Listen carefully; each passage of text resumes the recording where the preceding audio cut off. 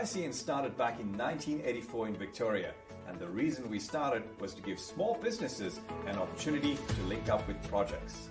Very soon, we spread across the country and onto New Zealand as well. The reason for our success? The reputation that we have built over the years with project owners. Don't forget that we have a very committed and skilled team of consultants across the country working in our local ICN offices. They verify the small businesses that they work with and link them up with the projects. There are no restrictions when it comes to the project side of things. We can work with anyone locally, regionally, and even globally. However, if you happen to be a small business, you need to be registered in Australia or New Zealand.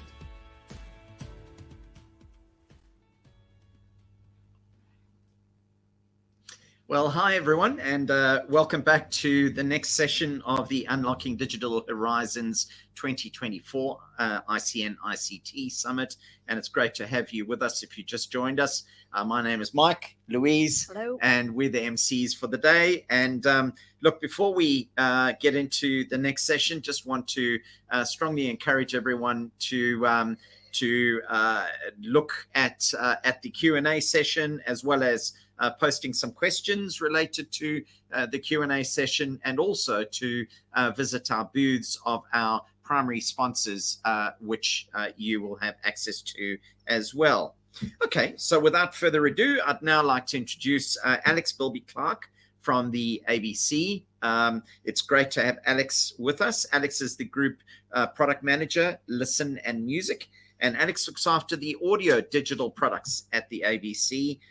So pretty boring, no, really, really exciting gig. And from ABC Listen to Triple J, and as I mentioned, fantastic job. He gets to work with the best content makers, designers, strategists, developers, and product managers throughout Australia, and delivering fantastic services to the Australian public.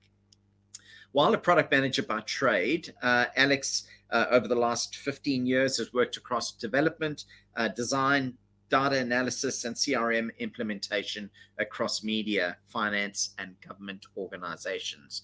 Today, his biggest passions at work are supporting products in bringing truly internationally recognized and award-winning designs to life, and thinking about how to use data to make the right decisions. And so a big welcome, Alex, to the podium. Thanks so much for joining us today, and we're really looking forward to hearing your presentation.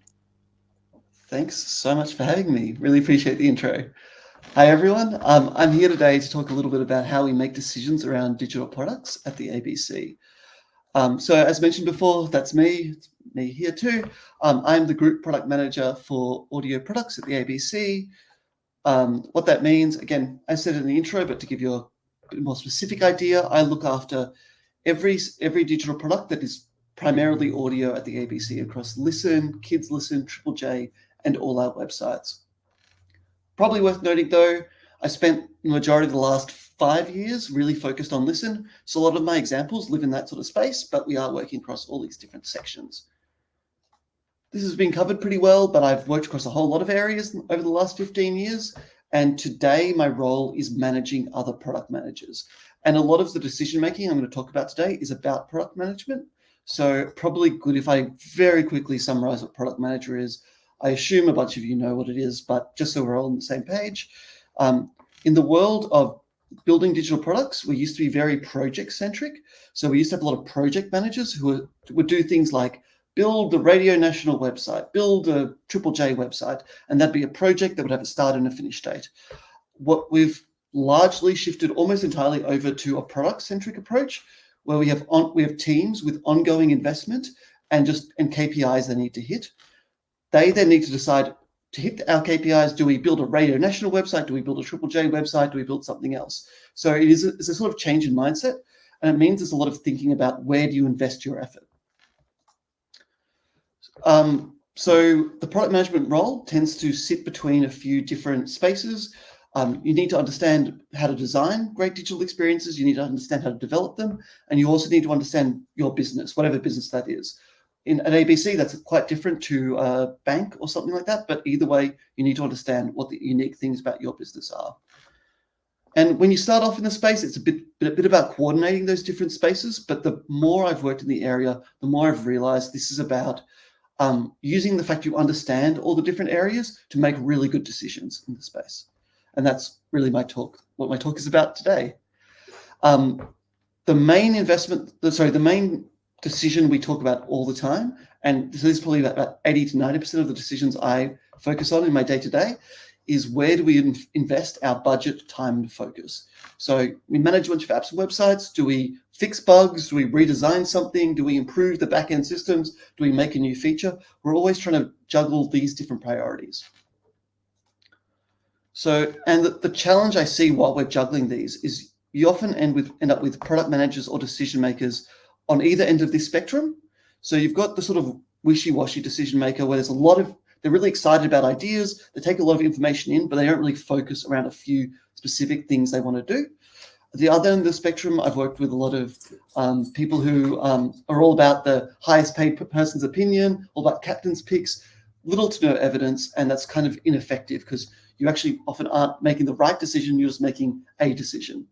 So we want to be somewhere in the middle of these two, where we're taking a lot of ideas in and we're making clear decisions about them. So the way I see this solved quite often is applying maths to the situation. So saying there's got to be an objective right thing for us to focus on right now.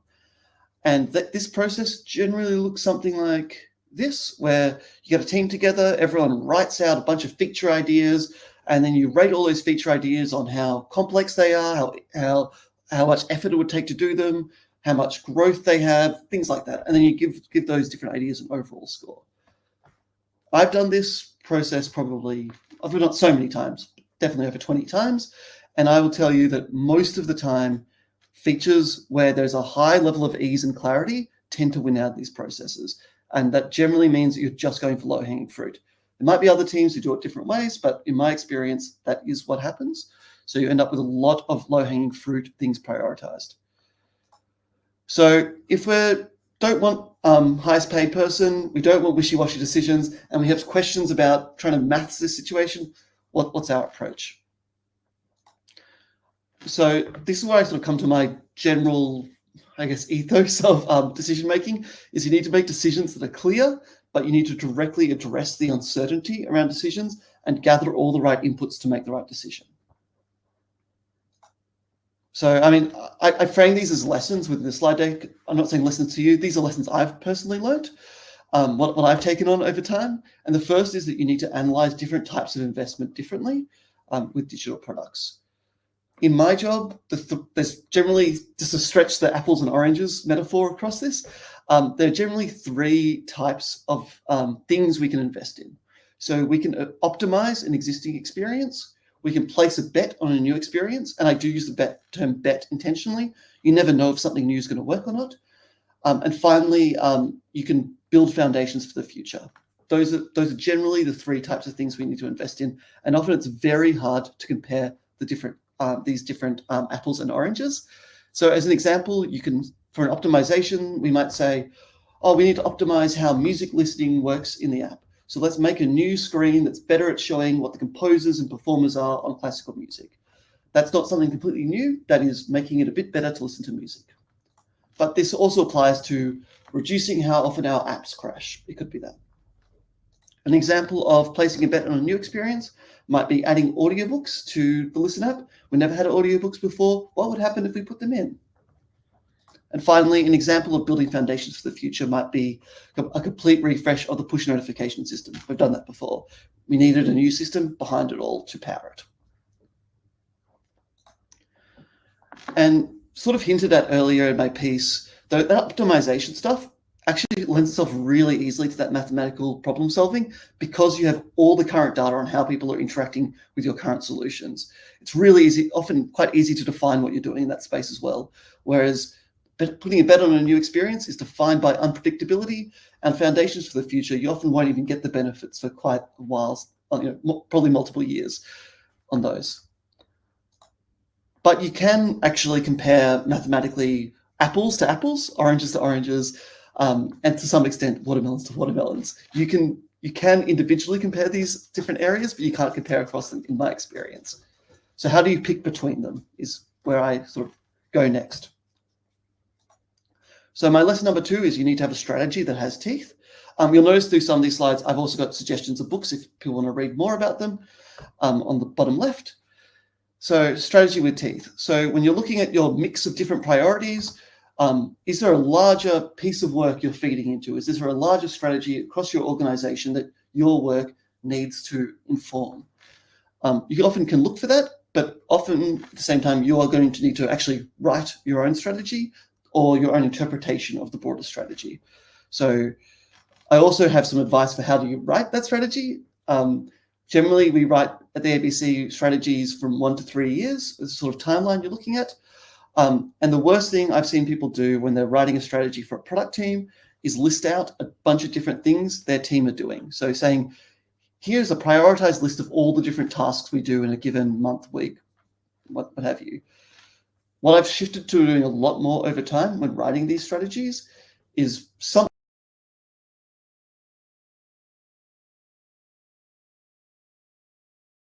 like this format. So clearly outlining the current state,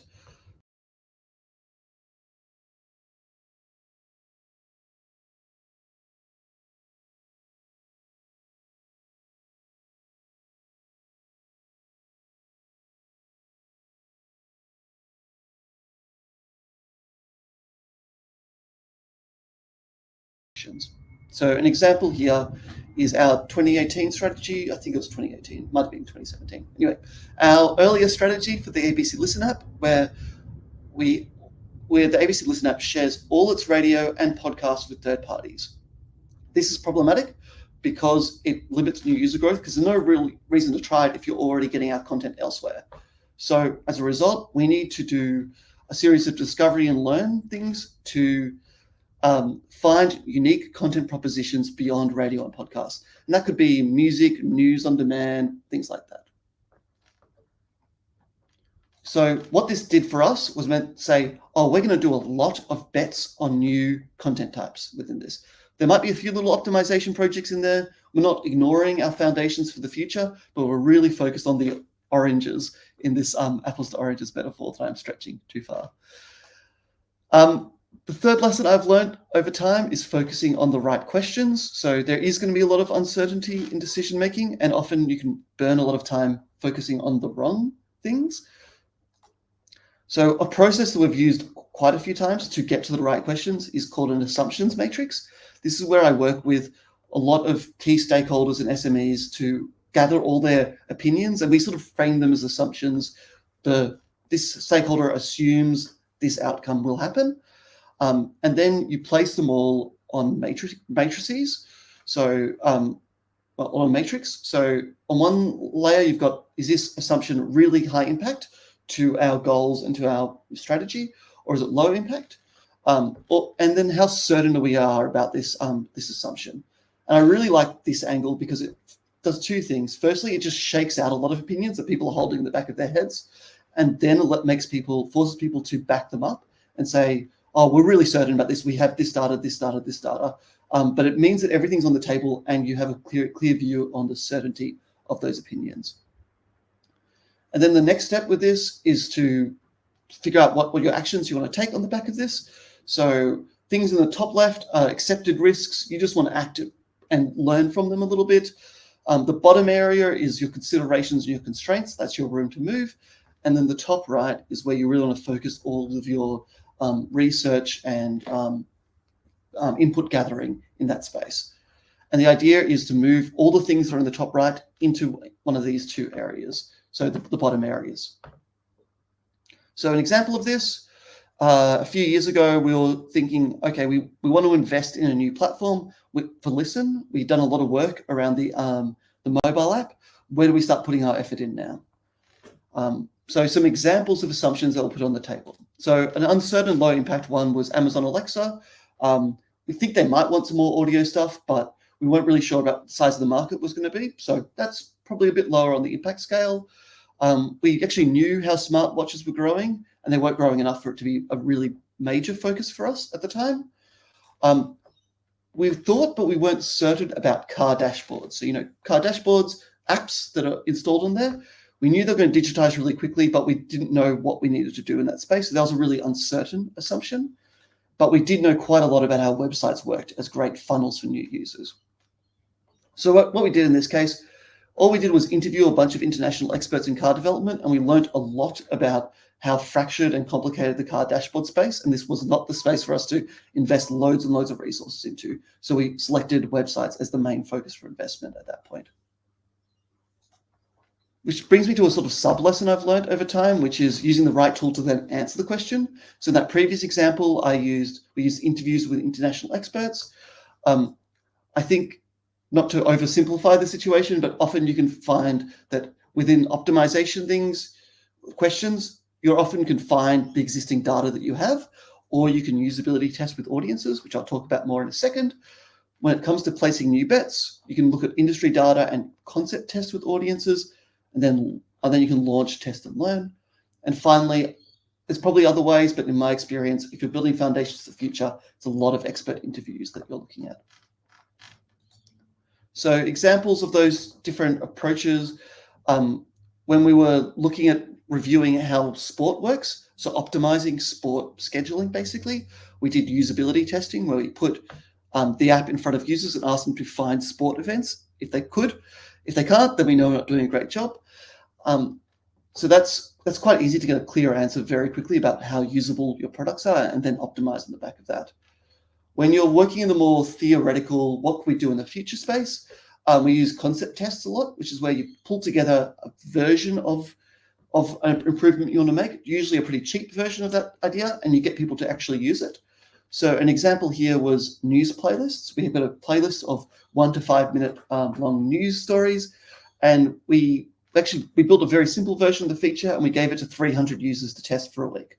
And that gave us a really good steer on whether the users understood it, wanted it, what we needed to do to make that idea work.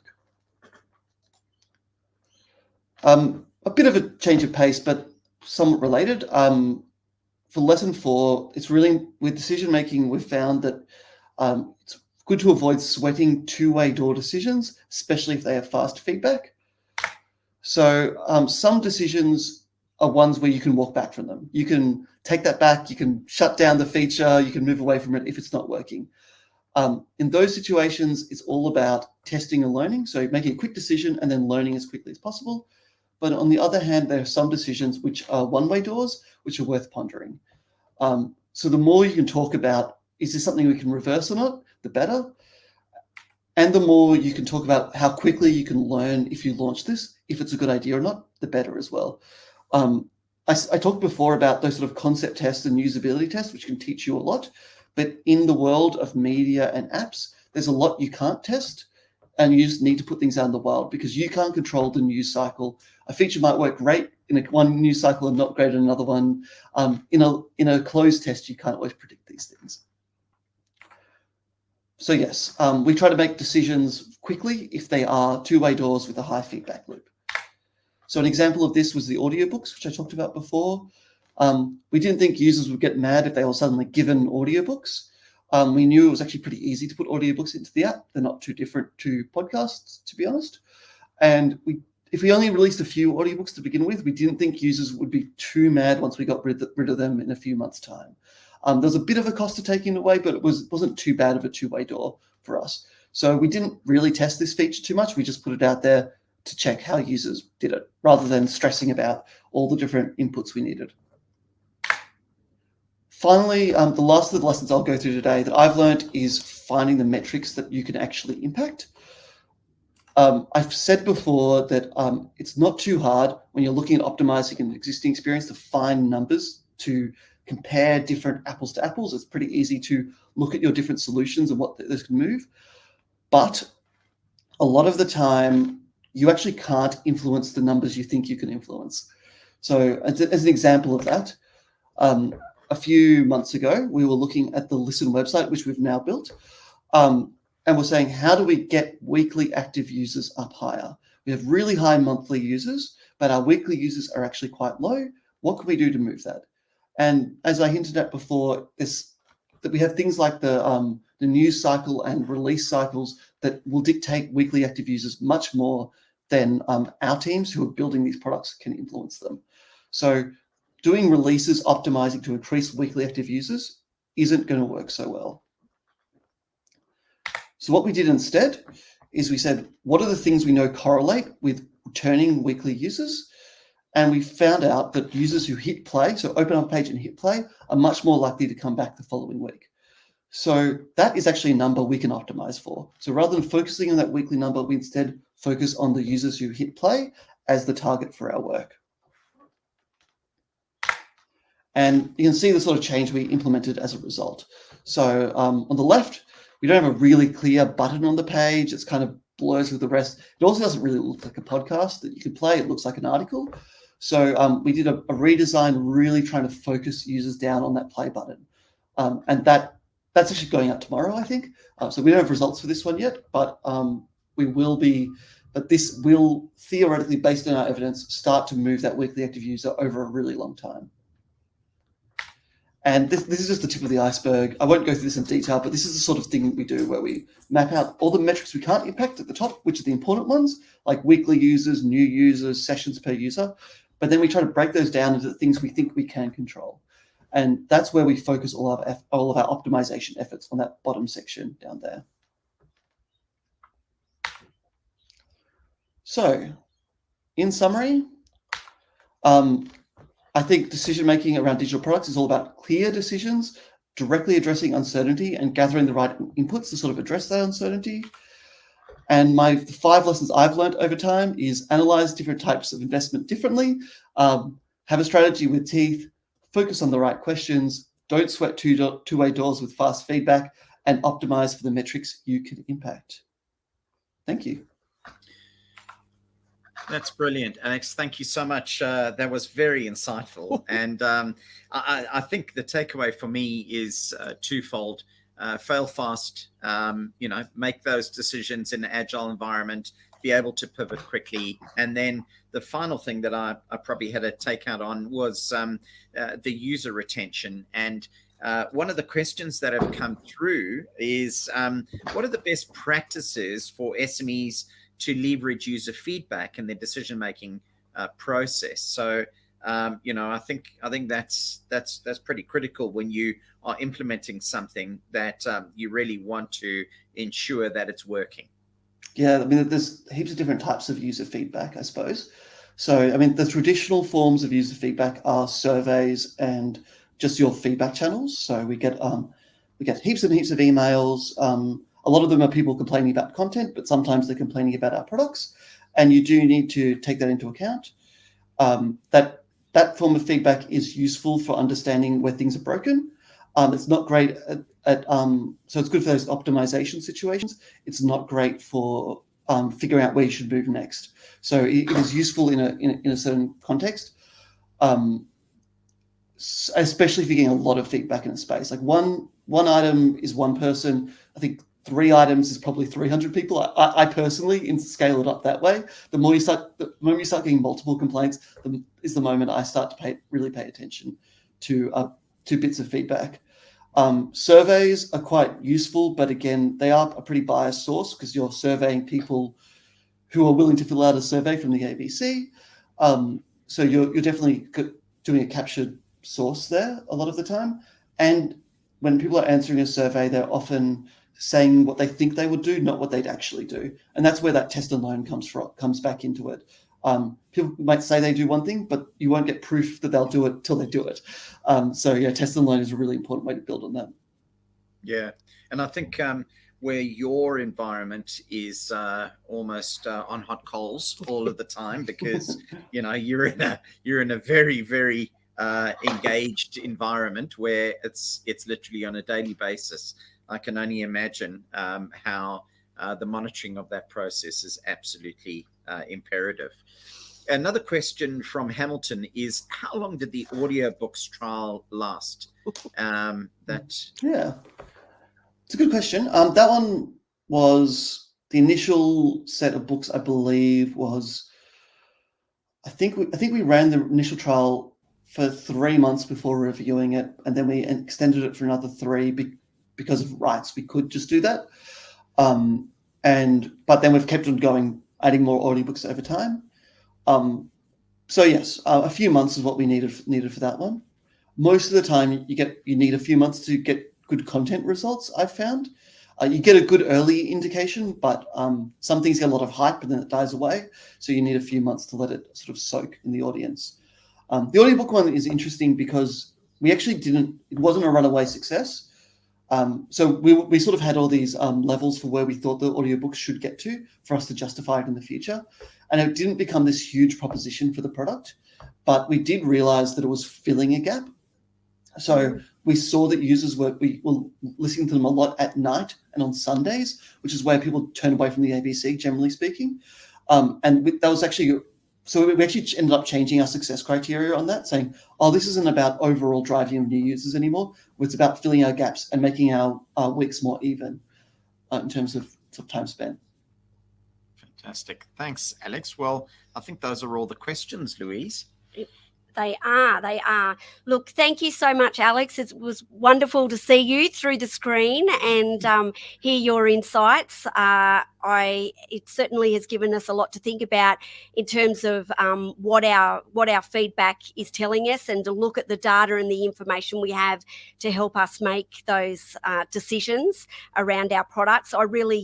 I quite liked the definition of product management and the difference between that and project management. I think that's very relevant to us. Yeah. We were having a bit of a chat about that offline. So, look, thank you again very much for joining us today. Yeah, thank you so much for having me. See ya. Awesome.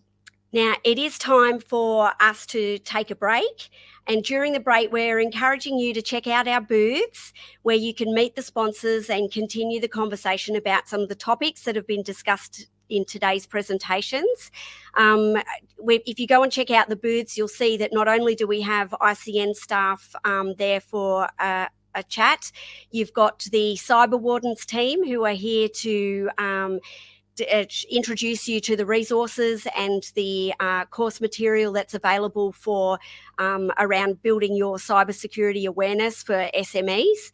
And the team is there and ready to answer any of your questions and support you in that regard. We've also got the team from ICC, Innovation Central Canberra, who are here to chat to you around any of those projects that you might like to investigate with the University of Canberra and the Cisco collaboration. So please jump in and say hello to the team and see what you can learn and investigate around how you could be leveraging tech in your business.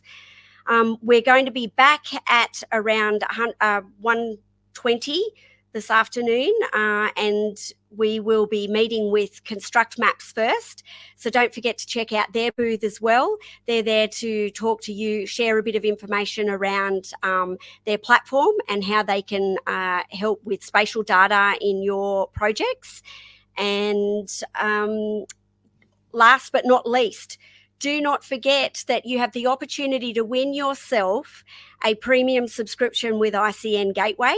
All you need to do is submit a testimonial to us, and that can be a video testimonial or a written testimonial, but we're looking for your feedback.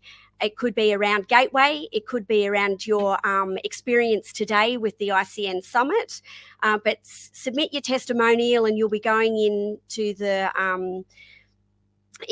running for winning that premium subscription, which is worth just under $1,500. And we'll only choose the good ones, not the ones that call out the bad stuff, but all the good stuff, Louise. Okay, there you go. There's a hint there for you, everyone. So look, we look forward to seeing you back online at 1:20. Use the lunch break to not only fill your bellies, but to go and fill your minds and have some conversations in our booths. Look forward to seeing you back here soon.